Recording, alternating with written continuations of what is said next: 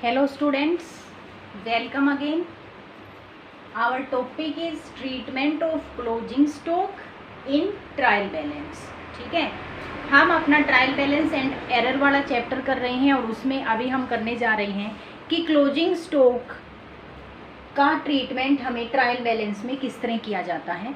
Normally जो closing stock होता है उसका पता जब हम अपना ट्रेडिंग अकाउंट बनाते हैं तब पता चलता है, ठीक है। लेकिन ट्रायल बैलेंस हम ट्रेडिंग अकाउंट से पहले बना लेते हैं, तो नॉर्मली जो क्लोजिंग स्टॉक है वो ट्रायल बैलेंस में शो नहीं किया जाता, ठीक है। प्रोसेस क्या थी हमारी, देखिए अकाउंटिंग साइकिल की प्रोसेस थी। फर्स्ट बुक जो हमने तैयार की वो हमारी जर्नल थी या सब्सिडरी बुक्स थी। उसके बाद हमने अपना लेजर बुक तैयार किया है और थर्ड स्टेप पे हम ट्रायल बैलेंस बनाते हैं। इसके बाद जो हमारा फाइनल अकाउंट बनेगा और फाइनल अकाउंट में क्या है, trading account, profit and loss account and balance sheet, ठीक है। तो ये स्टेप थे जो स्टेप वाइज चलेंगे हमारे। तो यहाँ पे देखिए मैंने अभी बताया जो हमारा क्लोजिंग स्टॉक है वो ट्रेडिंग अकाउंट जब हम बनाते हैं तब निकल के आता है हमारा क्लोजिंग स्टॉक, ठीक है। नॉर्मल सिचुएशन में जो हमारा ट्रेडिंग अकाउंट है वो brought into the accounts when we prepare the trading account. हम बना रहे हैं ट्रायल बैलेंस, ट्रेडिंग अकाउंट बनेगा बाद में, तो क्या हमें यहाँ ट्रेडिंग क्लोजिंग स्टॉक का पता चल पाएगा? नहीं चल पाएगा। नॉर्मली हम ट्रेडिंग जब ट्रायल बैलेंस बनाते हैं तो हमारा क्लोजिंग स्टॉक को हम तब तक अपनी कंसीडर नहीं करते, तब तक हम अपनी पुस्तकों में ब्रॉट करके नहीं लाते हैं। तो इस वजह से हम ट्रेडिंग अकाउंट ट्रायल बैलेंस बनाते टाइम हम क्लोजिंग स्टॉक को शो नहीं करते। लेकिन there are 3 situation when we show the trial closing stock in trial balance. Normal situation में क्लोजिंग स्टॉक को ट्रायल बैलेंस में नहीं दिखाना, लेकिन there are 3 situation when we show the closing stock इन द ट्रायल बैलेंस, और उनका आपको क्वेश्चन में क्लियरली बोला जाएगा। अगर कुछ नहीं बोल रखा तो आपको क्लोजिंग स्टॉक को ट्रायल बैलेंस में शो नहीं करना, ठीक है। तो देखते हैं वो कौन कौन सी सिचुएशन है जब हम ट्रेडिंग अकाउंट बनाने से पहले ही जब हम ट्रायल बैलेंस बनाने जा रहे हैं वहाँ पे हम क्लोजिंग स्टॉक को शो करते हैं। तो देखिए वो कौन कौन सी सिचुएशन है, ठीक है। तो फर्स्ट ऑफ ऑल जो हमारा है वो है इफ बिफोर प्रिपेयरिंग द ट्रायल balance closing stock is brought into account by adjusting it against the purchase account. और एंट्री क्या होगी उस टाइम, जो केस नंबर 1 है, ठीक है। क्लोजिंग स्टॉक को अगर हम परचेज अकाउंट के थ्रू एडजस्ट कर रहे हैं तो एंट्री हो जाएगी closing stock account debit to purchases.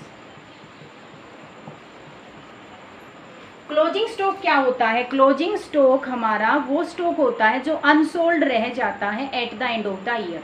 साल के अंत में बिना बिका हुआ माल हम वो नेक्स्ट ईयर में बेच देंगे।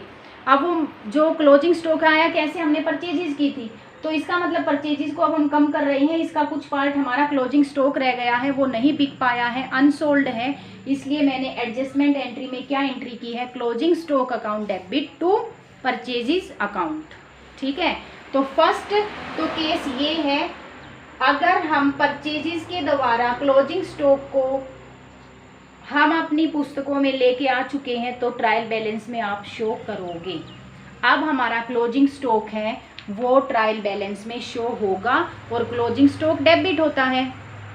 क्लोजिंग स्टॉक क्या होता है, डेबिट होगा अगर शो करोगे तो। सेकंड केस क्या है, trial balance is prepared after the trading account. Second case, अगर हम ट्रायल बैलेंस प्रिपेयर कर रहे हैं आफ्टर ट्रेडिंग अकाउंट, अब मैंने पहले ही बताया था जब हम ट्रेडिंग अकाउंट बनाते हैं तब तो हम क्लोजिंग स्टॉक को कंसीडर कर लेते हैं। तो अगर पहले ट्रेडिंग बन गया है, बाद में हम ट्रायल बैलेंस बना रहे हैं, तो क्लोजिंग स्टॉक पुस्तकों में आ चुका है और ट्रायल बैलेंस में शो किया जाएगा। ठीक है। केस नंबर थर्ड रहेगा, in case A trial balance is prepaid after passing adjustment entry. पहले ही बताया था कि जब हम फाइनल अकाउंट बनाते हैं तो कुछ एडजस्टमेंट एंट्री वहाँ पे की जाती हैं, कुछ चीज़ें जो या तो गलत हो गई हैं या हमने कंसीडर नहीं की हैं या जिनको एडजस्ट करना होता है, जैसे आउटस्टैंडिंग है, प्रीपेड है, ठीक है, इन सभी के लिए हम एडजस्टमेंट एंट्री करते हैं। तो अगर ट्रायल बैलेंस बनाने से पहले हमने एडजस्टमेंट एंट्री कर ली है तो भी हम ट्रायल क्लोजिंग स्टॉक को बनाएंगे। तो अगर आपका ट्रायल बैलेंस प्रिपेयर किया जाता है आफ्टर पासिंग एडजस्टमेंट एंट्री,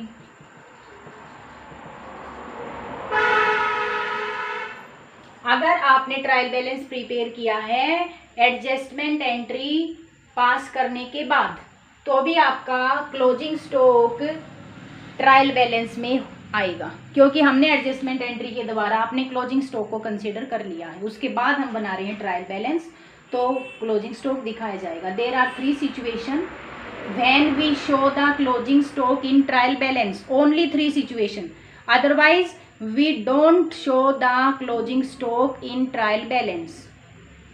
तो फर्स्ट सिचुएशन क्या, जब हमने परचेज के थ्रू जो क्लोजिंग स्टॉक है वो पुस्तकों में ले आए हैं। सेकंड सिचुएशन, अगर ट्रायल बैलेंस बनाते हैं आफ्टर प्रिपेयरिंग ट्रेडिंग अकाउंट, अगर ट्रायल बैलेंस बनता है after preparing passing the adjustment entry, तब हम इन तीनों केसों में हम ट्रायल बैलेंस में, ट्रायल बैलेंस परफॉर्मा आपको पता ही है, ट्रायल बैलेंस,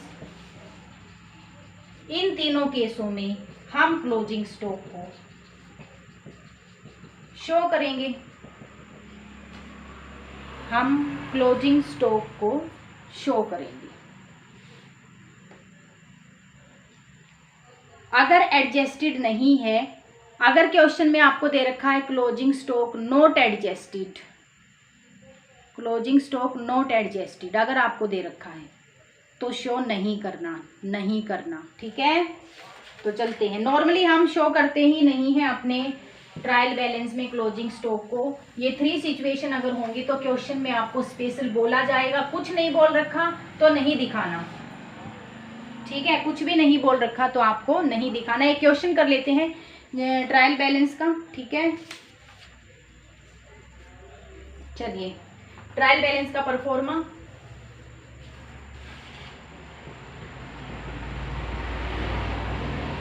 ट्रायल बैलेंस एक स्टेटमेंट होता है, एक वर्किंग पेपर की तरह काम करता है। It is not any account, कोई अकाउंट नहीं होता ये, ठीक है। एज एट डेट लिखेंगे अगर क्वेश्चन में दे रखी है तो।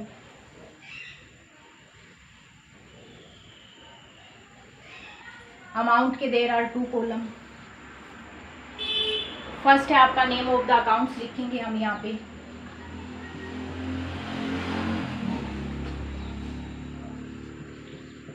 डेबिट, क्रेडिट, एलएफ, और ये है हमारा ट्रायल बैलेंस। 5 चीजें आपको याद रखनी थी। सभी asset debit, liability credit, capital credit, drawings debit, expenses debit, income credit, और ऐसा करके हम ट्रायल बैलेंस को इजीली बना सकते हैं, ठीक है। लिख देते हैं एक बार, जो डेबिट होने वाली चीजें हैं, देखिए डेबिट में क्या क्या आएगा। डेबिट में सभी एसेट्स, एक्सपेंसेस, ड्रॉइंग्स। क्रेडिट में क्या आएगा, लाइबिलिटी, कैपिटल, इनकम, ठीक है। डेबिट में हमारा इनपुट जीएसटी भी आएगा, और क्रेडिट में हमारा आउटपुट जीएसटी आएगा। बस यही चीजें याद रखनी है और बन गया हमारा ट्रायल बैलेंस। तो चलते हैं क्वेश्चन पे। यहाँ पे सबसे पहले हमें दे रखा है कैश इन हैंड। सबसे पहले हमें दे रखा है कैश इन हैंड, एसेट है तो भाई डेबिट में आएगी। कैश इन हैंड, अमाउंट है हमारा 4100, डेबिट में डाल दिया। सेकंड है हमारा machinery, machinery also asset, debit side लिख दीजिए। मशीनरी 25,000। नेक्स्ट है हमारा परचेजेस, परचेजेस तो हमारा एक्सपेंसेस होता है, एक्सपेंसेस को हम डेबिट करते हैं और परचेजेस का अमाउंट रहेगा आपका 66,200। परचेजेस। नेक्स्ट जो पॉइंट है हमारा वो रहेगा, नेक्स्ट पॉइंट हमारा है सन्ड्री डेटर्स। डेटर्स भी हमारी एसेट होती है, डेबिट में आएगा। सन्ड्री एसेट्स डेबिट में आएगा। अमाउंट रहेगा हमारा 24,300। नेक्स्ट है हमारा कैरीज इनवर्ड। कैरीज इनवर्ड है या कैरीज आउटवर्ड है, किराया होता है, एक्सपेंसेस होता है, ठीक है, तो दोनों ही डेबिट में आएंगे। कैरीज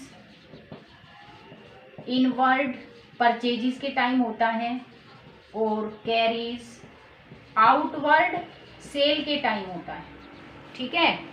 अमाउंट दोनों के रहेंगे हमारे 1800, 700, दोनों ही डेबिट में डालने हैं, ध्यान रखिए।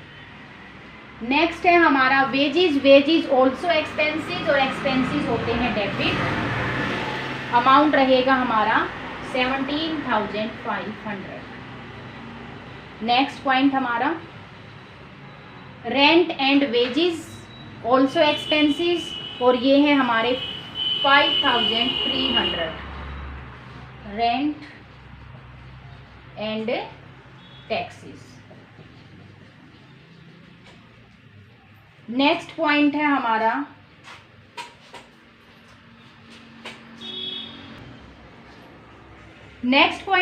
रहेगा सन्ड्री क्रेडिटर्स। अमाउंट है आपका 17,000। सन्ड्री क्रेडिटर्स हमारी लाइबिलिटी होती है। Sundry creditors liability credit side जाएगी, ठीक है। अभी मैंने बताया आपको डेबिट किसे करना है, एसेट को, एक्सपेंसेस को, ड्रॉइंग्स को, इनपुट जीएसटी को। क्रेडिट किसे करना है, लाइबिलिटी को, कैपिटल को, इनकम को, आउटपुट जीएसटी को। Next discount allowed. हमने डिस्काउंट अलाउड की है, हमारे लिए एक्सपेंसेस है, एक्सपेंसेस डेबिट होता है।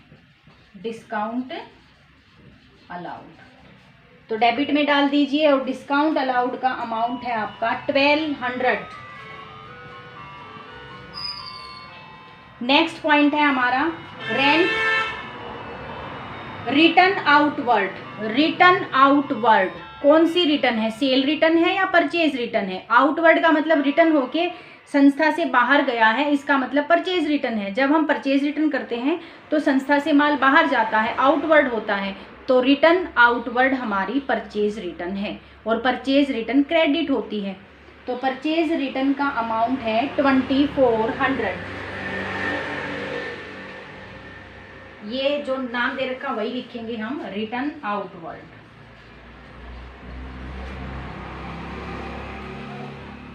अमाउंट रहेगा हमारा 2400।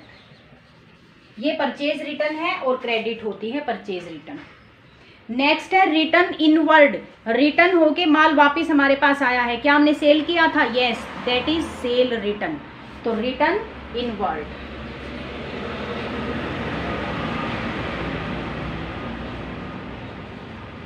रिटर्न इनवर्ड डेबिट होती है, सेल रिटर्न डेबिट होती है। अमाउंट रहेगा हमारा 9600। नेक्स्ट है हमारा कैपिटल। कैपिटल बताया आपको, कैपिटल हमेशा क्रेडिट, कैपिटल क्रेडिट। अमाउंट रहेगा कैपिटल का 30,000। नेक्स्ट है हमारा ड्राइंग्स और ड्राइंग्स हमेशा डेबिट होंगे। ड्राइंग्स और ड्रॉइंग्स का अमाउंट है हमारा 66,300। नेक्स्ट है हमारा बैंक लोन। बैंक लोन ये हमारी लाइबिलिटी है, बैंक से हमने लोन ले रखा है, लाइबिलिटी है, पे करनी है, तो इसलिए ये जाएगी क्रेडिट में। अमाउंट रहेगा 10,000, क्रेडिट में डाल दीजिए 10,000, क्रेडिट में डालेंगे 10,000।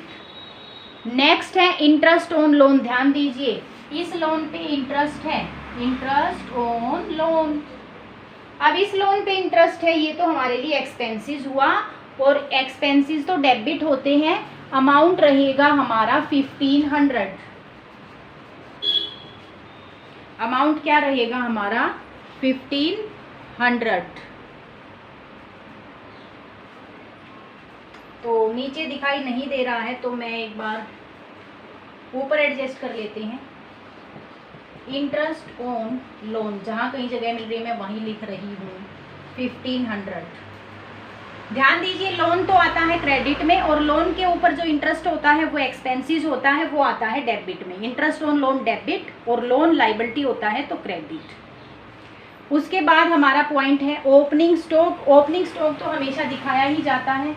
ओपनिंग स्टॉक डेबिट साइड में दिखाया जाएगा, और अमाउंट है हमारा 26,200, डेबिट में दिखाया जाएगा। उसके बाद है हमारा सेल, और सेल आती है हमारी किस साइड, क्रेडिट साइड। अमाउंट रहेगा 128,700, क्रेडिट साइड। नेक्स्ट आता है हमारा डिस्काउंट रिसीव्ड। हमें डिस्काउंट रिसीव हुई है, हमारे लिए इनकम है, इनकम को क्रेडिट करते हैं। अमाउंट रहेगा 1600। और इस तरह से हमने सभी पॉइंट्सों को यहाँ पे एंटर कर दिया है। यहाँ पे एक पॉइंट हमारा है क्लोजिंग स्टॉक नॉट एडजस्टेड, तो हम क्लोजिंग स्टॉक को यहाँ शो नहीं करेंगे। और अब हमें टोटल कर लेना है, total the debit side and total the credit side.